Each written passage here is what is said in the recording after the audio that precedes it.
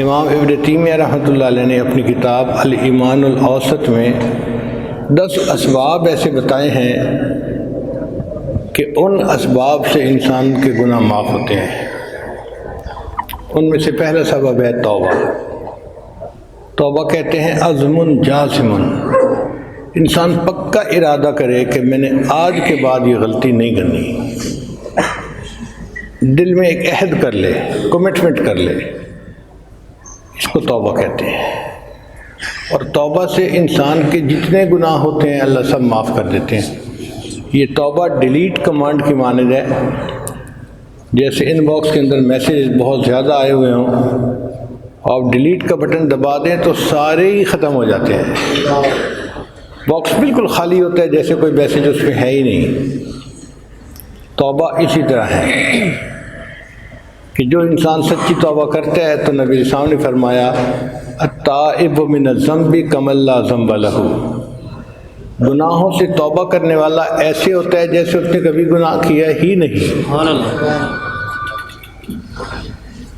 جیسے صابن سے دھوئیں تو کپڑے کی میل نکل جاتی ہے، صاف ہو جاتا ہے، اسی طرح توبہ کرنے سے دل کی میل کچیل ختم ہو جاتی ہے، دل صاف ہو جاتا ہے۔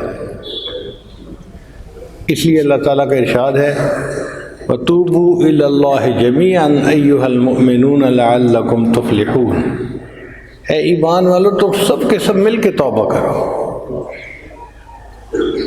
اگر تم چاہتے ہو کہ ہمیں فلاح مل جائے تو فلاح ملے گی توبہ کرنے سے، گناہوں سے توبہ کر لو۔ دوسرا سبب جس سے گناہ معاف ہوتے ہیں اس کو کہتے ہیں استغفار۔ استغفار کا مطلب ہوتا ہے نادم ہونا، شرمندہ ہونا، ریپینٹ کرنا کہ جو گناہ کر بیٹھا یار میں نے اچھا نہیں کیا، یار مجھ سے غلطی ہو گئی۔ یہ جو انسان کے اندر ملامت ہوتی ہے نا، اس کو استغفار کہتے ہیں۔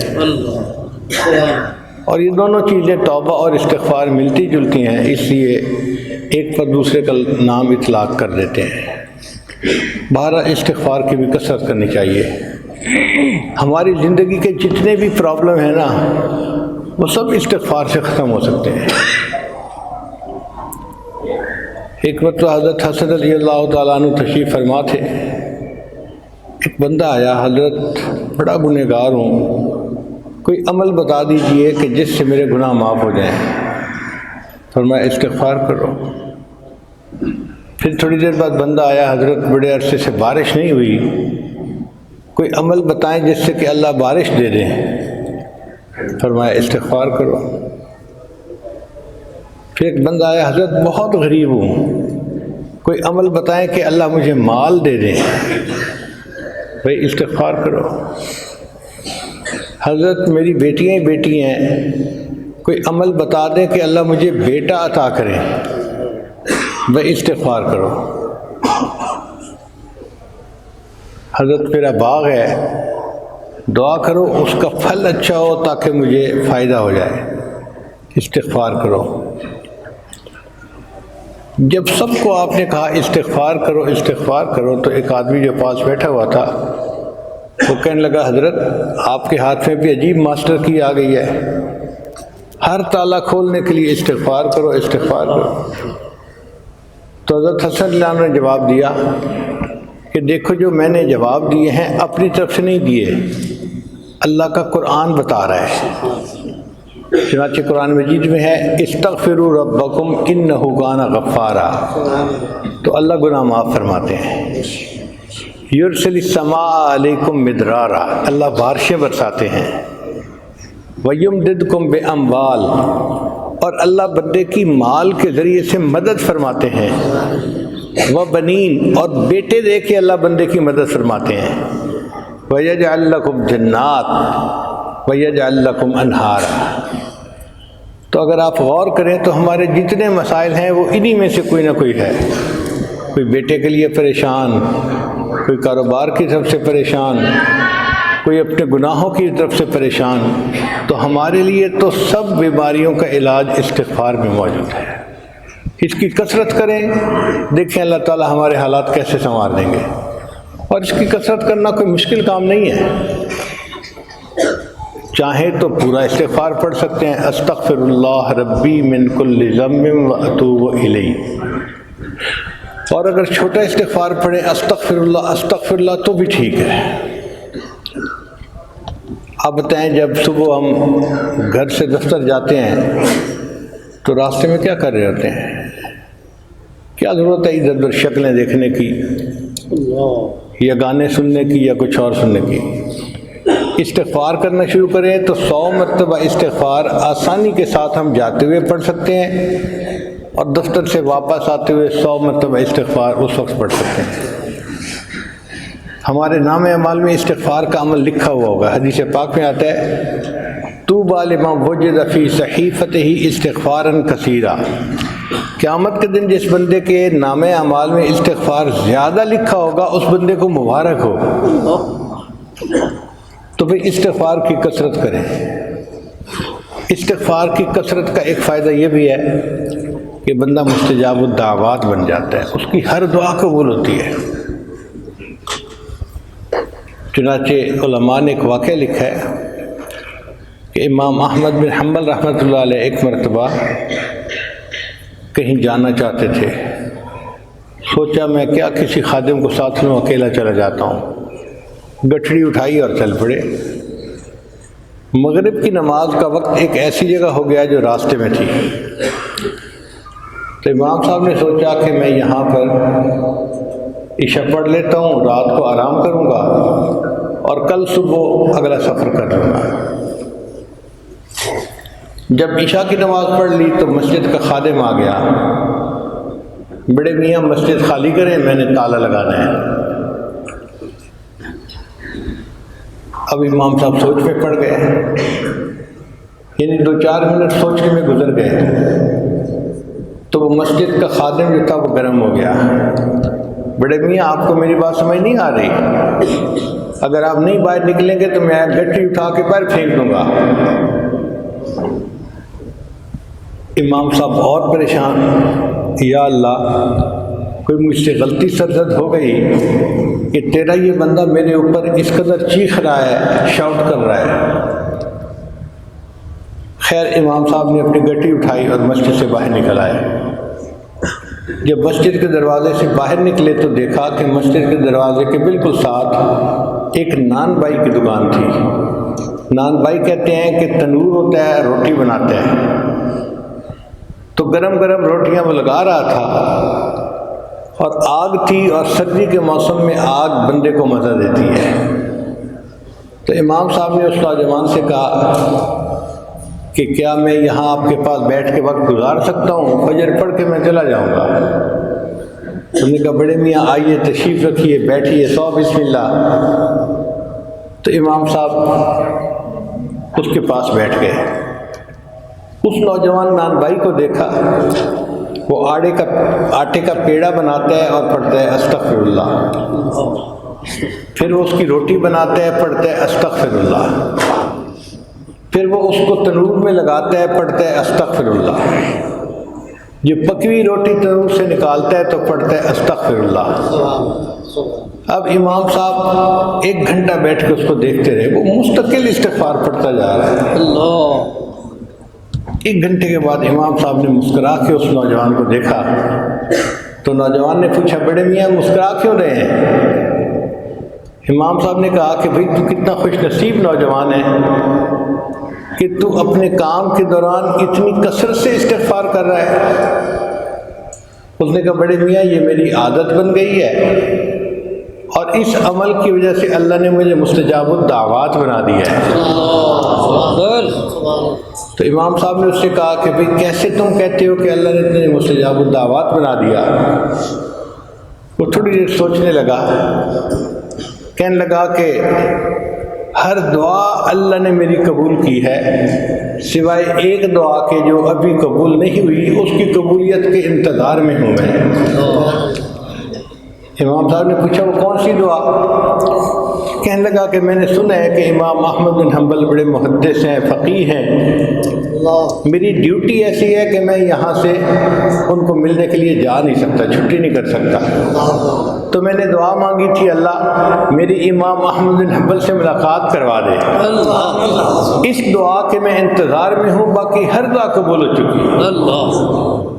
امام صاحب نے کھڑے ہو کے اس نوجوان کو گلے لگا لیا. مبارک ہو، اللہ نے تمہاری یہ دعا بھی قبول کر دی، میرا نام احمد بن حنبل ہے. تو استغفار کی کثرت سے دنیا کے بھی فائدے، آخرت کے بھی فائدے. اس لیے خواتین گھر میں جب کام کرتی ہیں، کھانا بناتی ہیں، سالن بناتی ہیں، صفائیاں کرتی ہیں، کپڑے دھوتی ہیں، کپڑے استری کرتی ہیں، ہر کام کے دوران زبان پہ استغفار رہے. پھر آپ دیکھیے گھر کے اندر برکتیں کیسے آتی ہیں. ہمارے پاس وقت ہوتا ہے، غفلت کی وجہ سے ہم فائدہ نہیں اٹھا سکتے. تو پہلا سبب جس سے گناہ معاف ہوتے ہیں وہ ہے توبہ، اور دوسرا سبب جس سے گناہ معاف ہوتے ہیں وہ ہے استغفار. اور علماء نے لکھا ہے کہ ہر بندے کو استغفار کرنا چاہیے، ہر بندے کو توبہ کرنی چاہیے. کافر کو کفر سے توبہ کرنی چاہیے، مومن کو کبیرہ گناہوں سے توبہ کرنی چاہیے. جو کہے جی کہ میری زندگی میں کبیرہ گناہ نہیں ہے، اس کو غفلت سے توبہ کرنی چاہیے. جو کہے جی کہ نہیں غفلت بھی میری زندگی میں نہیں ہے، تو بھی وساوس سے شیطانی تو آتے ہیں نا، وہ تو ہر کسی کو آتے ہیں، اس سے توبہ کرنی چاہیے. اور اگر کوئی یہ کہے کہ میں تو اتنا نیک بن گیا کہ اب مجھے وساوس سے شیطانی نہیں آتے، تو علماء نے لکھا کہ کمی اخلاص کے اوپر توبہ کرنی چاہیے. انسان کبھی ایسی عبادت کر ہی نہیں سکتا کہ جو 100% اللہ کی شان کے مطابق ہو. اللہ کے پیارے حبیب صلی اللہ علیہ وسلم کو زندگی کے آخری حصے میں اللہ تعالیٰ نے استغفار کی کثرت کا حکم فرمایا. ارشاد فرمایا کہ فسبح بحمد ربک واستغفرہ انہ کان توابا. اب وہ اللہ کے محبوب صلی اللہ علیہ وسلم جو معصوم تھے، جنہوں نے حق ادا کر دیا تھا زندگی گزارنے کا، صحابہ سے پوچھا تھا حجۃ الوداع کے موقع پہ کیا میں نے اللہ کا پیغام پہنچا دیا؟ صحابہ نے 1,24,000 نے مل کر کہا تھا، ہم زبان ہو کے کہا تھا اے اللہ کے حبیب صلی اللہ علیہ وسلم ادیت الامانہ، آپ نے امانت کو پہنچا دیا. نصح الامہ، امت کو آپ نے نصیحت کر دی. صحابہ نے جب تصدیق کی، نبی علیہ السلام نے شہادت کی انگلی آسمان کی طرف اٹھائی اور کہا اللہم اشہد، اللہ گواہ رہنا میں نے اپنی زندگی کے مقصد کو پورا کر کے دکھا دیا. تو جنہوں نے زندگی کے مقصد کو پورا کر کے دکھا دیا، اللہ ان کو بھی فرما رہے ہیں آپ اللہ کی تسبیح بیان کیجئے اور استغفار کیجئے، اللہ تعالیٰ توبہ کو قبول کرنے والا ہے. تو نتیجہ یہ نکلا ہر بندہ نیک ہو یا بد ہو، گناہگار ہو یا نیکوکار ہو، ہر بندے کو استغفار کرنا ہے تاکہ اللہ تعالیٰ اس کے کیے ہوئے عملوں کو قبول فرما لے. حضرت علی رضی اللہ عنہ عجیب انداز سے اللہ کے سامنے استغفار کرتے تھے. فرمایا کرتے تھے یا حی یا قیوم یا رحمان یا رحیم. یہ اللہ تعالیٰ کے نام پکارتے تھے دعا سے پہلے. اللہ فرماتے ہیں وَلِلَّهِ الْأَسْمَاءُ الْحُسْنَى فَادْعُوهُ بِهَا. اللہ تعالیٰ کے پیارے پیارے نام ہیں، ان ناموں سے اپنے اللہ کو پکارو.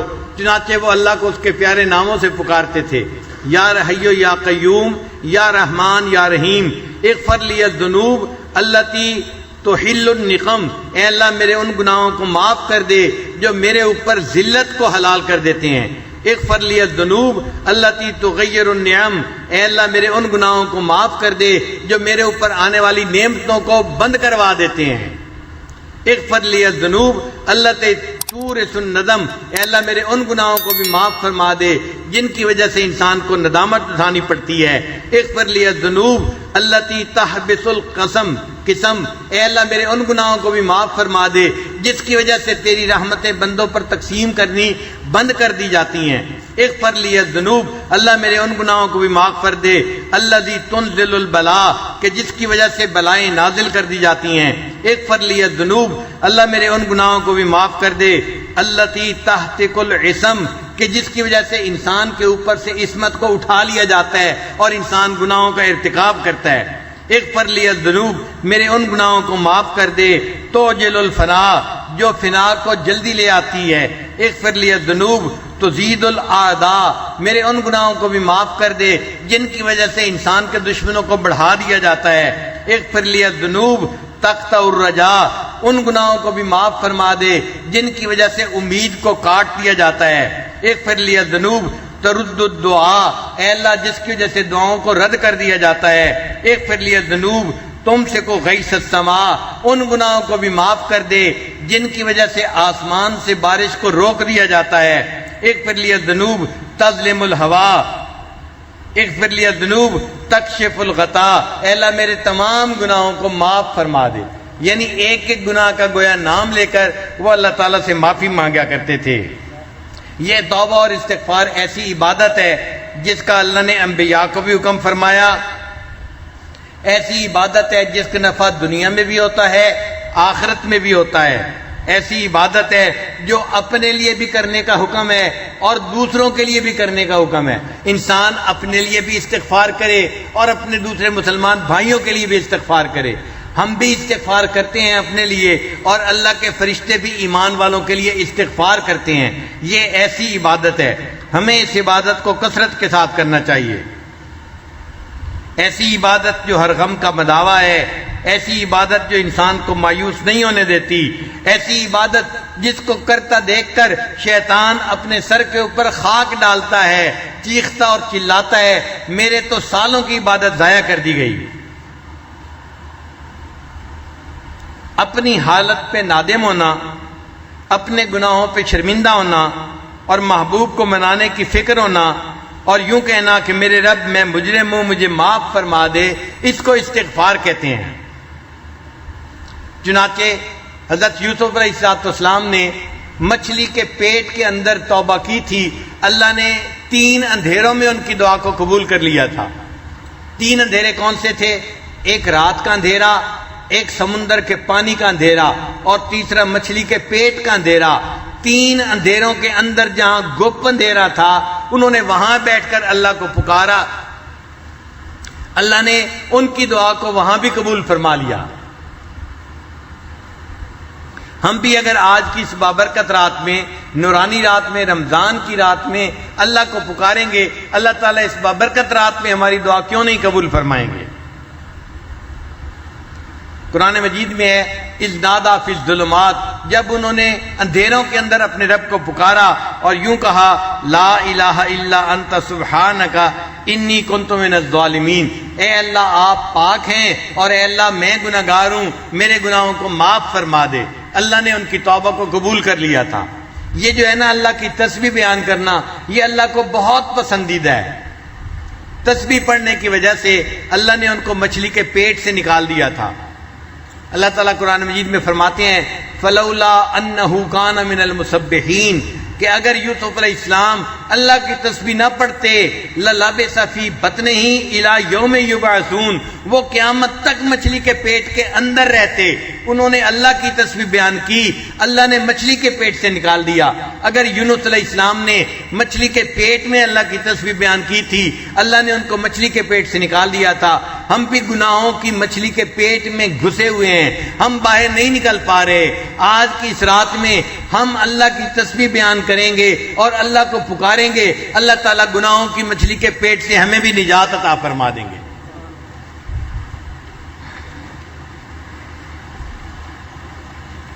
دنیا کا گھر بنانے کے لیے لوگ کتنی مشقتیں اٹھاتے ہیں، کبھی بینکوں سے قرضہ، کبھی لوگوں سے قرضہ، کبھی بزنس والوں سے قرضہ، یوں پیسہ اکٹھا کر کر کے اپنے گھر بناتے ہیں، اور جب گھر بنتا ہے تو کھڑے ہو کے بنواتے ہیں کہ بنانے والے چیزوں کی پرپورشن میں کوئی کمی بیشی نہ کر دیں۔ بعض لوگ تو کہتے ہیں ہم نے تو جی مکئی کی چھلی کھا کے گھر بنوایا۔ مکئی کی چھلی کھا کے گھر بنانے کا کیا مطلب؟ کھانا کھانے کی فرصت نہیں ملتی، بس وہ چھلی منگا لی اور وہیں بیٹھے بیٹھے اس کو کھا لیا، اور اس طرح وہ مجاہدے سے اپنا گھر بنواتے ہیں۔ اگر اتنی مشقتیں اٹھا کے دنیا کا فانی گھر انسان بنواتا ہے، اگر کوئی بندہ چاہے اللہ میرا جنت میں گھر بنا دے، اس کو اس کے لیے کتنی محنت کرنے کی ضرورت ہے۔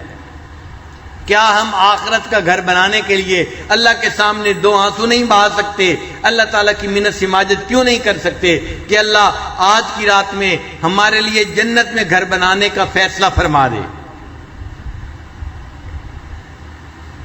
استغفار شیطان کی کمر کو توڑ دیتا ہے اور شیطان خائب و خاسر ہو جاتا ہے، اور اللہ تعالیٰ بندے کی مراد کو پورا کر دیتے ہیں۔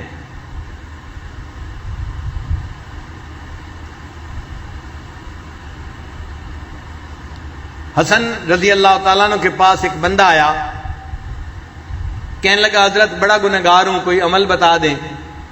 فرمایا استغفار کرو۔ پھر تھوڑی دیر بعد اور بندہ آ گیا، حضرت بڑے دنوں سے بارش نہیں ہوئی، کوئی عمل بتا دیں۔ فرمایا بھائی استغفار کرو۔ ایک بندہ آیا، حضرت میرے پاس مال پیسے کی کمی ہے، تنگی میں گزارا ہو رہا ہے، کوئی عمل بتا دیں اللہ مال میں برکت ڈال دیں، زیادہ مال عطا فرما دیں۔ فرمانے لگے بھائی استغفار کرو۔ ایک بندہ آیا، حضرت میری اولاد نرینہ نہیں ہے، دعا کریں اللہ مجھے بیٹا عطا فرمائے۔ حضرت نے فرمایا بھائی استغفار کرو۔ پھر ایک بندہ آیا، حضرت میرا باغ ہے، دعا کرو اس کا پھل اچھا ہو جائے۔ فرمایا بھائی استغفار کرو۔ ایک بندہ آیا، میری زمین ہے کھیتی میں، زمین میں پانی نکل آئے، فرمایا بھی اس کے لیے استغفار کرو۔ اب جو بندہ پاس بیٹھا ہوا تھا وہ حیران ہوا، اتنے لوگ مختلف مسائل لے کے آئے اور حضرت نے سب کو ایک ہی کام کرنے کا حکم دیا۔ اس نے پوچھا کہ حضرت آپ کو یہ نسخہ کہاں سے مل گیا؟ جو آ رہا ہے آپ اس کو استغفار کا حکم دے رہے ہیں۔ حسن اللہ عنہ نے فرمایا کہ یہ نسخہ میں اپنی طرف سے نہیں بتا رہا، میرے کریم پروردگار نے قرآن مجید میں اس کو بتایا ہے۔ پھر انہوں نے قرآن مجید کی آیت پڑھی، فَقُلْ تَغْفِرُوا رَبَّكُمْ إِنَّهُ كَانَ غَفَّارًا۔ اب غفارہ میں اللہ تعالیٰ بندے کے گناہوں کو معاف کر دیتے ہیں۔ پھر یرسل السماء علیکم مدرارا، اللہ بارشیں بھی عطا فرماتے ہیں۔ وَيُمْدِدْكُمْ بِأَمْوَالٍ، اللہ مال بھی عطا فرماتے ہیں۔ وَبَنِينَ، اور بیٹوں کے ذریعے سے بندے کی مدد کرتے ہیں۔ وَيَجْعَلْ لَكُمْ جَنَّاتٍ، اللہ ان کو باغوں کے پھل عطا فرماتے ہیں۔ وَيَجْعَلْ لَكُمْ أَنْهَارًا، اللہ ان سے زمین سے چشمے اور نہریں کو جاری فرما دیتے ہیں۔ ایک استغفار سے یہ سارے کام ہو سکتے ہیں۔ میرے پاس ایک نوجوان آیا، کہنے لگا حضرت بڑی تمنا ہے اللہ مجھے بیٹا عطا فرمائے، میں اور میری بیوی ہم بڑا پریشان ہیں، اور یہ کہہ کے اس کی آنکھوں میں سے آنسو آ گئے۔ جب میں نے دیکھا کہ نوجوان ہے اور آنکھوں میں سے آنسو آ گئے، اس کا مطلب دل بہت دکھی ہے، تو میں نے اسے پیار سے سمجھایا۔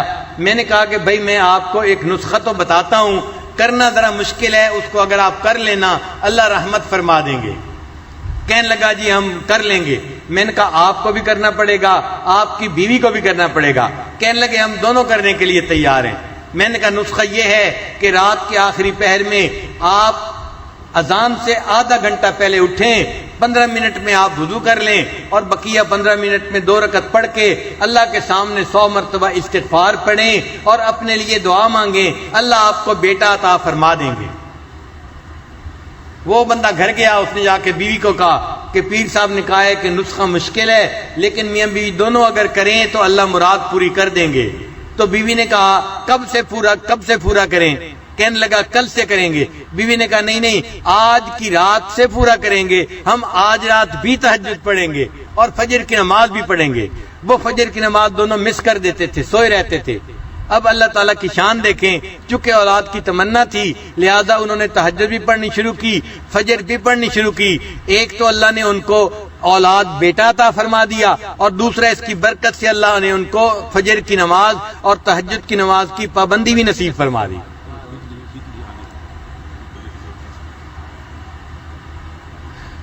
تو اس نسخے کی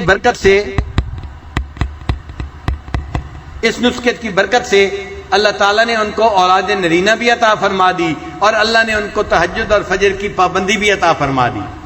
آج بھی مجلس میں کوئی ایسا بندہ ہے جو چاہتا ہے کہ میرا بیٹا ہو، وہ اس نسخے پہ عمل کر کے دیکھ لے۔ اللہ کا کلام سچا ہے، وَمَنْ أَصْدَقُ مِنَ اللَّهِ قِيلًا، یہ بات آپ 100% سچی پائیں گے، اللہ آپ کو اولاد کی نعمت سے محروم نہیں کریں گے۔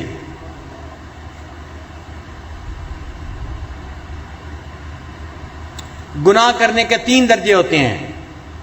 ایک ہوتا ہے انسان کبھی گناہ کر بیٹھے، اس کو ظالم کہتے ہیں. اس کو کیا کہتے ہیں؟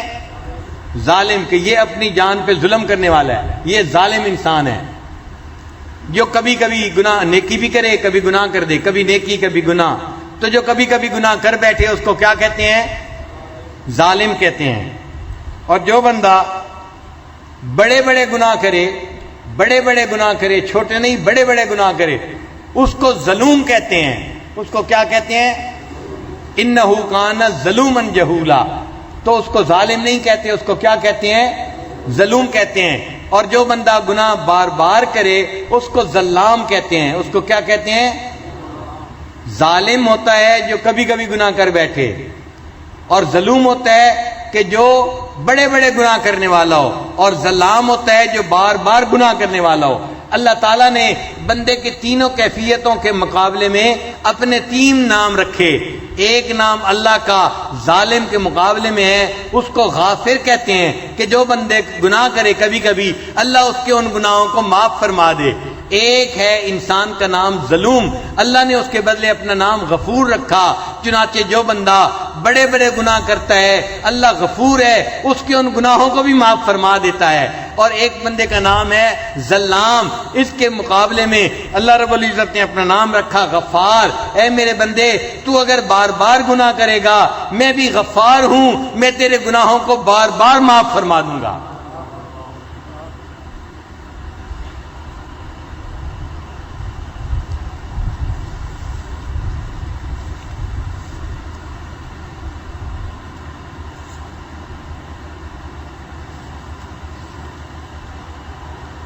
اس لیے جب بندے سے گناہ سرزد ہو جائے تو اس کے لیے ایکسکیوز نہ دے اللہ کو، بلکہ گناہوں کو تسلیم کر کے اللہ سے معافی مانگے.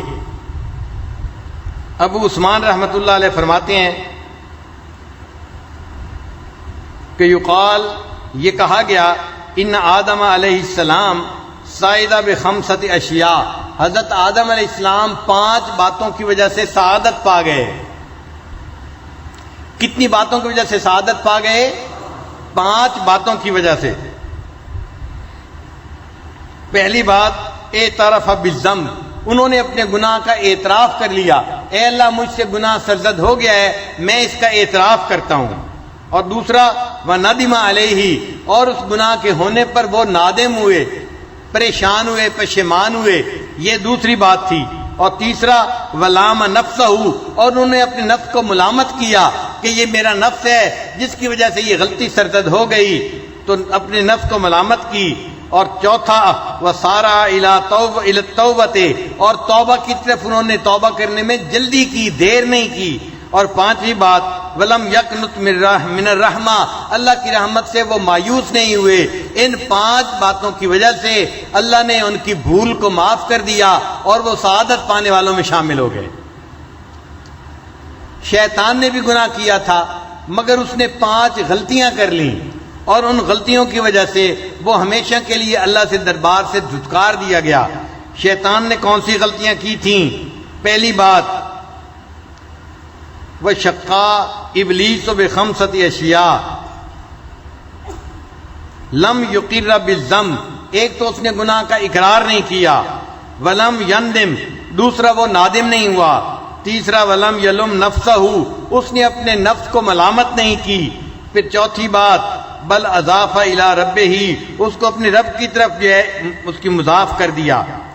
اور 5ویں بات فلم یتوب، اور اس نے توبہ نہیں کی. وقانت من الرحمہ، اور اللہ کی رحمت سے مایوس ہو گیا، اللہ نے اسے اپنے دربار سے ہی دھکا دے دیا. تو آج کی رات ہمیں اپنے رب سے اپنے گناہوں کی معافی مانگنی ہے اور اپنے نیک اعمال کی کمی کوتاہی پر بھی معافی مانگنی ہے، تاکہ اللہ تعالی ہمارے گناہوں کو معاف کر دے اور ہماری یہ توبہ کے دروازے کو کھول دے. قرآن مجید میں اللہ تعالی ارشاد فرماتے ہیں قل یا عبادی الذین اسرفوا علی انفسہم، فرما دیجئے اے میرے بندو. یہاں پر ذرا غور کیجئے کہ وہ لوگ جنہوں نے گناہ کیے اللہ ان کو خطاب کرنے کی بات کر رہے ہیں. تو یوں بھی فرما سکتے تھے ان بندوں سے کہہ دو کیونکہ انہوں نے گناہ کیے، ہم نے دنیا میں دیکھا ہے باپ اگر بیٹے سے کسی غلطی کی وجہ سے ناراض ہو تو بیوی کو کہتا ہے اسے کہو سیدھا ہو جائے، اسے کہو سیدھا ہو جائے. دیکھا بات کا انداز، بات میں اجنبیت ہوتی ہے جیسے تعلق ہی کوئی نہیں ہے. اسے کہو سیدھا ہو جائے ورنہ میں اسے گھر سے نکال دوں گا. اللہ نے گناہ کرنے والوں کو ایسے نہیں کہا کہ انہیں کہو یہ توبہ کر لے. اللہ نے فرمایا قل، میرے محبوب فرما دیجئے، یا عبادی، اے میرے بندو. سبحان اللہ، اتنے بڑے گناہ ہونے کے بعد اللہ نے اپنی نسبت سے معروم نہیں کیا. اے میرے بندو، ابھی بھی اللہ میرے کا لفظ استعمال فرما رہے ہیں. اے میرے بندو، الذین اسرفوا علی انفسہم، جنہوں نے اپنی جانوں پر ظلم کیا. لا تقنطوا من رحمت اللہ، اللہ کی رحمت سے مایوس نہ ہونا. انہ یغفر الذنوب جميعا، وہ تمام گناہوں کو بخشش کرنے والا ہے. انہ هو الغفور الرحیم، بے شک بڑا غفور بھی ہے اور بڑا رحیم بھی ہے. لہذا چور ہو یا ڈاکو ہو، شرابی ہو یا زانی ہو، جھوٹا ہو فریبی ہو، جواری ہو نشئی ہو، ظالم ہو قاتل ہو، بدکار ہو اور خائن ہو، مشرک ہو یا کافر ہو، کوئی بھی ہو، اگر وہ توبہ کرے گا اللہ تعالیٰ اس کی توبہ کو قبول فرما لیں گے. بعض لوگ اپنے گناہوں سے تنگ آ کے کہتے ہیں جی میں تو دعا مانگتا ہوں اللہ مجھے موت دے دے. حدیث پاک میں ہے تم اللہ سے موت نہ مانگو. لا یتمنی احدکم الموت، تم میں سے کوئی بندہ اپنے موت کی تمنا نہ کرے. اما محسنن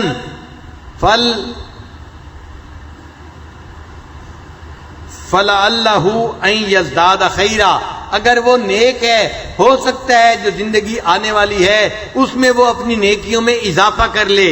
وَإِمَّا مَسِيًّا، اور اگر وہ گنہگار ہے فَلَعَلَّهُ أَن يَسْتَعْتِبَ، ہو سکتا ہے اللہ اسے توبہ کی توفیق عطا فرمائے اور اللہ اس کے سب گناہوں کو نیکیوں میں تبدیل فرما دے.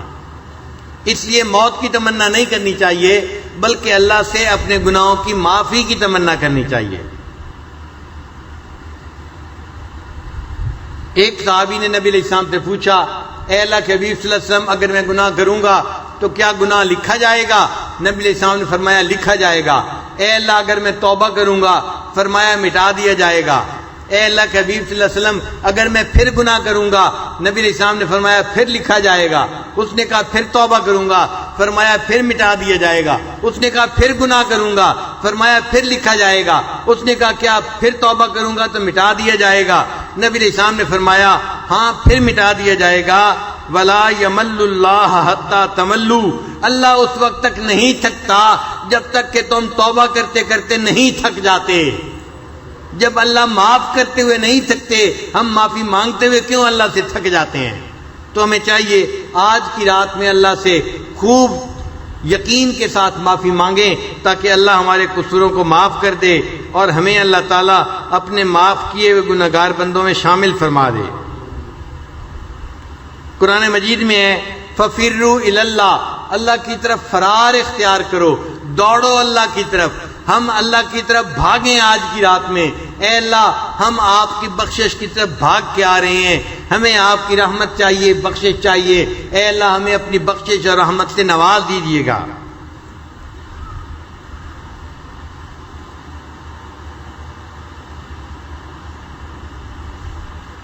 ایک شاعر نے عجیب شعر کہا ہے سنبھل کر یوں تو ہم گزرے کسی کی راہ میں لیکن، سنبھل کر یوں تو ہم گزرے کسی کی راہ میں لیکن، کچھ ایسے بھی مقام آئے کہ گر پڑنا ہی کام آیا.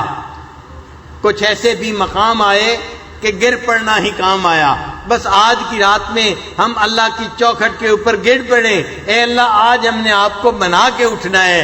اتنی بابرکت رات ہے، آپ نے اس رات میں مغفرت نہ کی تو کب مغفرت ہوگی؟ لہذا آج ہم آپ سے مغفرت کا فیصلہ کروا کے ہی واپس جائیں گے. کشف المحجوب میں علی اجویری رحمۃ اللہ لکھتے ہیں کہ ایک بزرگ تھے، وہ فرماتے ہیں مجھ سے ایک دفعہ گناہ ہو گیا، میں نے توبہ کی، پھر گناہ ہو گیا، پھر توبہ کی، پھر گناہ ہو گیا، پھر توبہ کی، گناہ ہوتا رہا، میں اللہ سے معافی مانگتا رہا. وہ کہتے ہیں کہ میں نے 70 دفعہ وہ گناہ کیا. جب 70ویں دفعہ پھر میں نے معافی مانگی, اللہ نے 71ویں دفعہ اس گناہ کو کرنے سے میری حفاظت فرما لی. پھر میں نے پوری زندگی اس گناہ کو کبھی نہیں کیا.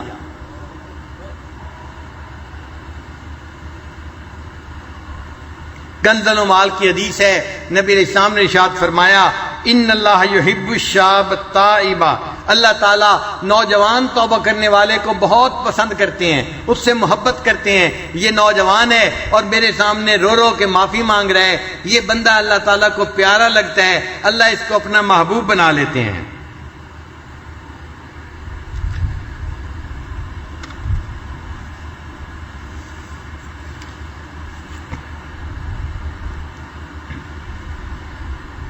اس لیے جو بندہ استغفار کی کثرت کرتا ہے وہ مستجاب الدعوات بندوں میں شامل ہو جاتا ہے. مستجاب الدعوات کس کو کہتے ہیں؟ وہ بندہ جس کی ہر دعا قبول ہو جائے. تو جو کثرت سے استغفار کرتا ہے اس کی ہر دعا کو اللہ قبول فرماتے ہیں.